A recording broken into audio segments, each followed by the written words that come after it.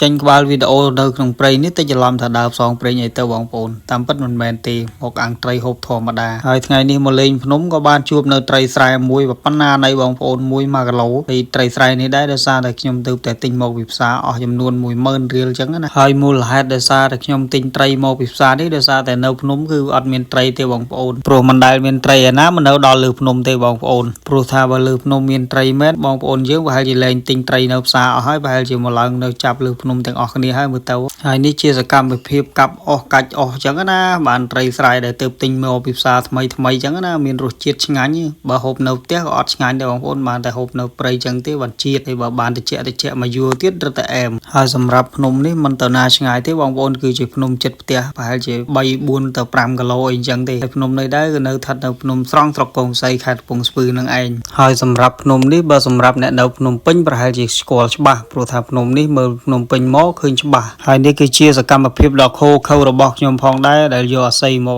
ដោតត្រីអញ្ចឹងណាបងប្អូនគឺដោតដើម្បីអាំងដាក់ជាក់មកយួរអញ្ចឹងណាហើយចំពោះការអាំងត្រីនេះគឺមិនយូរប៉ុន្មានទេបងប្អូនត្រឹមតែ3 ម៉ោងបានហូបហើយត្រីមួយហ្នឹងហើយបន្ទាប់ពីពួកយើងបានចំណាយអស់រយៈពេល3 ម៉ោងដើម្បីអាំងត្រីមួយហ្នឹងហើយឃើញថាឆ្អិនទៅឃើញទំនងដែរតើបងប្អូនឃើញជាដៀងត្រីស្រែដែរតើមានអីស្តៀងដែរតើហើយបើបានតិចមកយួរទៀតរត់តែអែមបងប្អូនហើយសម្រាប់ទឹកត្រីកោះកុងម្ដបនេះវិញគឺជាស្នាដៃខ្ញុំផ្ទាល់បងប្អូនដែលខំទិញផ្សារមកចំណាយអស់2000រៀលអញ្ចឹងណាហើយសម្រាប់ការអាំងត្រីមួយហ្នឹងបើសិនជាអាំងនៅផ្ទះគឺអត់ឆ្ងាញ់ទេបងប្អូនតើមកអាំងដល់ភ្នំអញ្ចឹងមិនដឹងថាឆ្ងាញ់ហើយហូបជាមួយនឹងធម្មជាតិអញ្ចឹងមិនដឹងថាឆ្ងាញ់ប៉ុណ្ណាហើយស្ពៃបន្លែឬថាប្រទេសតសក់ស្ពៃឯហ្នឹងសិតតែស្ពៃធម្មជាតិផងដែរដែលបងប្អូនយើងបានដាំនៅ